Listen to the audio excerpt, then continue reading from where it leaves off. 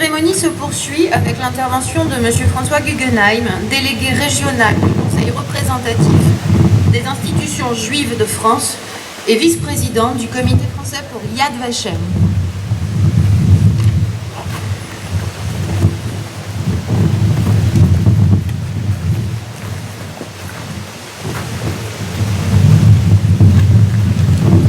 Monsieur le sous-préfet, Monsieur le sous-préfet, Mesdames et Messieurs les parlementaires, Mesdames et Messieurs les maires, Monsieur le maire de Tours, Monsieur le président du conseil départemental, Mesdames et Messieurs les parlementaires, Mesdames et Messieurs les représentants des forces armées, les anciens combattants, de la police, Mesdames et Messieurs descendants de justes parmi les nations, Monsieur le rabbin, Mesdames, Messieurs, représentant tous les cultes, chers amis. La cérémonie commémorative à laquelle je vous remercie de tous participer aujourd'hui est une journée exceptionnelle où chaque année nous nous retrouvons pour ne jamais oublier ce que nos parents et grands-parents nous ont enseigné et que nous avons la responsabilité de transmettre à nos propres enfants, l'histoire de ce que nous appelons la dernière guerre mondiale. Il y a 82 ans, qui était alors en partie, la France, qui était alors en partie occupée par l'armée nazie, a commis l'irréparable collaboration avec l'ennemi de l'époque.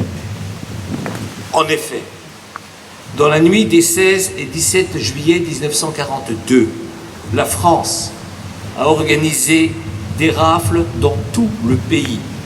Bien sûr, au désormais malheureusement célèbre vélodrome d'hiver, le Veldiv, à Paris, mais aussi dans toute la France, ici même à Tours, à 2 kilomètres de ce lieu, dans ce qui était alors une école, rafle qui avait pour but d'arrêter des femmes, hommes, enfants et vieillards coupables d'être nés de religion juive, qu'ils soient ou non croyants ou pratiquants, peu importait, les arrêter pour ensuite les livrer aux nazis. Le jour de la rafle des 15 et 16 juillet 1942, 201 juifs de Tours ont été déportés, dont seulement 2 personnes sont revenues. Et 133 juifs du camp de la Lande de Mons ont été déportés en même temps, dont seuls 7 sont revenus. La France, son gouvernement de l'époque, a donné ordre à la police française d'aller arrêter et de marquer tous ces êtres innocents pour les envoyer ensuite, pour ce qui concerne notre région, à Angers puis à Auschwitz-Birkenau, où ils furent pour la plupart exterminés dans les conditions innommables que l'on sait. La France, pays des droits de l'homme et du citoyen, pays de la liberté, de l'égalité, de la fraternité, a donc commis l'irréparable. Mon propos ne sera pas aujourd'hui celui de vous rappeler les actes odieux et sans nom commis tant par les nazis que par la police française sous ordre du gouvernement de l'époque. Non, ma volonté est de vous dire que nous sommes fiers d'appartenir à ce merveilleux pays qui, depuis 1995, par la voix de son président Jacques Chirac, a eu le courage de reconnaître la collaboration avec l'ennemi, le courage de la condamner, le courage de créer une cérémonie annuelle pour rappeler cette trahison avec l'ennemi, pour que jamais plus de telles ignominies puissent survenir. Oui, mesdames et messieurs, monsieur le sous-préfet, la journée aujourd'hui est unique parmi toutes les cérémonies commémoratives que connaît notre pays.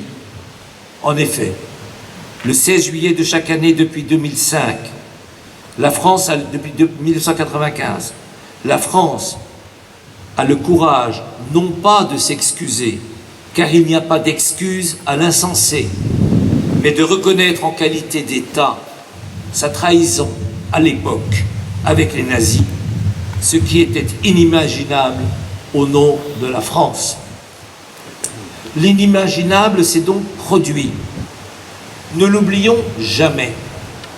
On peut donc craindre, nous devons craindre, si notre vigilance collective n'est pas constamment en éveil, que l'inimaginable d'aujourd'hui se réalise demain. C'est donc notre responsabilité de citoyen, quel que soit notre rang, nos fonctions, nos responsabilités, de toujours dire la vérité, de hurler s'il le faut contre toute injustice, toute manipulation d'où qu'elle vienne, toute tentative de transformer notre démocratie en un État totalitaire, d'extrême droite ou d'extrême gauche. Nous le devons aux millions de morts de la Seconde Guerre mondiale. Je ne connais pas de régime d'extrême droite ou d'extrême gauche qui respecte les droits de l'homme, les règles de démocratie pour lesquelles se sont battus tous nos anciens. Ne l'oublions jamais. Notre responsabilité collective et individuelle est en cause. Depuis le président Chirac, tous ses successeurs ont tenu des propos admirables le 16 juillet de chaque année. Nous savons que jusqu'à ce jour, tous ces présidents ont été clairs dans leurs propos et dans leurs actes. Il est de notre responsabilité qu'à l'avenir, il en soit de même. Citoyens, ne nous taisons pas, nous n'en avons pas le droit. La France a décidé, ce même 16 juillet de chaque année, de rappeler le rôle exemplaire de ce que furent les justes parmi les nations au cours de cette même guerre mondiale. Qui sont ces justes parmi les nations? Ce sont des femmes et des hommes de confession non juive qui, en Europe, ont pris le risque de cacher, nourrir, loger contre la volonté des nazis et en France, contre la volonté du pouvoir politique de l'époque, des êtres humains coupables d'être nés de religion juive. L'État d'Israël a décidé en 1953 de créer ce titre de juste parmi les nations, seule médaille civile de ce pays, pour honorer celles et ceux qui, au péril de leur vie, ont décidé d'écouter leur cœur plutôt que les ordres de l'État. En France, à ce jour, plus de 4000 justes parmi les nations ont été honorés de ce titre, dont 250 dans la région centre. Les propos que vous avez entendus de Madame Langlois sont révélateurs de ce que furent ces héros résistants de l'ombre. La France a décidé de reconnaître le titre de juste parmi les nations à ces êtres exceptionnels de tout rang, de toute confession, de tous les métiers, du préfet au simple employé, en passant par certains policiers, gendarmes, hommes et femmes d'église.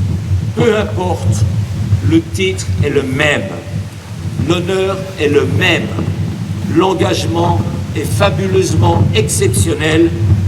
Encore merci à eux.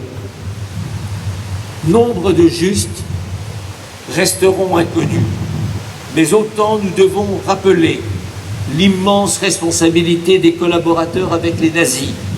Autant nous devons rappeler, surtout aux jeunes générations, que quoi qu'il arrive dans la vie, on se doit de dire non, de résister contre tout ordre insensé, fût-ce au prix de sa propre vie.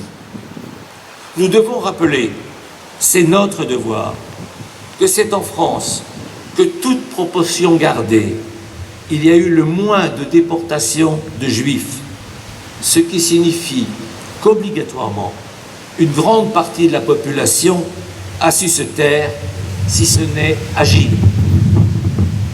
Lors d'un voyage à Auschwitz, devant l'atrocité de ce lieu sinistre, bon nombre de visiteurs me disaient que Dieu n'existe pas. Ce n'est pas possible de laisser faire de tels massacres. J'ai alors entendu quelqu'un donner cette belle réponse, que je vous cite. Pendant cette atrocité du siècle, Dieu était dans le cœur des justes parmi les nations. Ces femmes et ces hommes, d'origine souvent très modeste, ont œuvré en ne répondant qu'à leur cœur, quels que furent les ordres officiels. Ils ont su dire non à l'innommable, non à l'injustice, non à la barbarie. Au XXIe siècle, qui peut dire que nous n'aurons pas besoin demain de nouveaux justes parmi les nations? Alors oui, nous travaillons sans cesse pour que nos enseignants transmettent aux jeunes la vérité. Aujourd'hui même, 30 enseignants de France, dont 2 de Tours, reviennent d'une semaine de séminaire à l'école internationale de la Shoah à Yad Vashem à Jérusalem pour apprendre comment enseigner la Shoah sans haine. En octobre prochain, 30 autres enseignants français, dont 1 de Tours, suivront le même séminaire. L'avenir leur appartient et nous devons leur donner les moyens de transmettre, toujours sans haine, mais de transmettre la simple vérité. Cette cérémonie ne peut pas se dérouler sans évoquer la mémoire de notre illustre Simone Veil, dont je ne vous le relaterai pas ici l'exceptionnel parcours. Madame Veil est devenue, à ma demande, à Tours, inaugurée en 2005, en présence de l'ambassadeur d'Israël, devant des centaines de personnes, cette stèle à la mémoire des justes d'Indre-et-Loire, alors disposée dans la cour de la synagogue de Tours. Sa présence ô combien symbolique, ses mots, ses silences font que tous ceux qui ont assisté à ce moment fort ne l'oublieront jamais. Ce n'est ni le lieu, ni le moment de faire ici un long éloge. Il serait de toute façon trop court et forcément incomplet.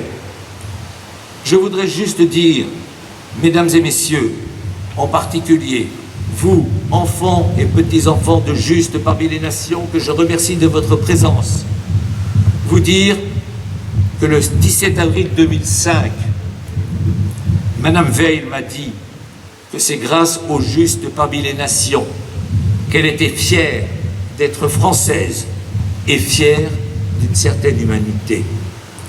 La République a décidé en janvier 2007 de faire entrer les justes parmi les nations au Panthéon.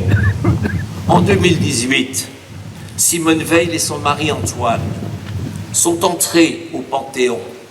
Leurs cercueils ont été disposés à côté de la stèle des justes parmi les nations. Quel merveilleux symbole de la République. Merci, Madame. Nous n'oublierons jamais vos engagements qui font de nous les passeurs de mémoire respectueux des valeurs fondamentales de notre République.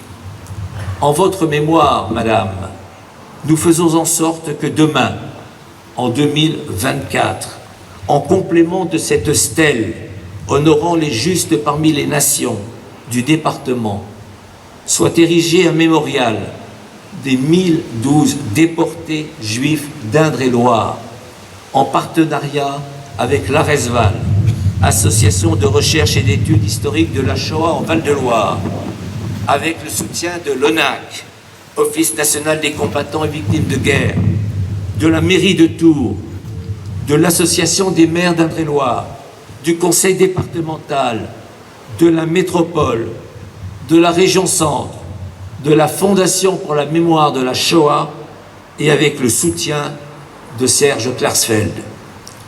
La mémoire a de l'avenir, le peuple juif n'oublie pas.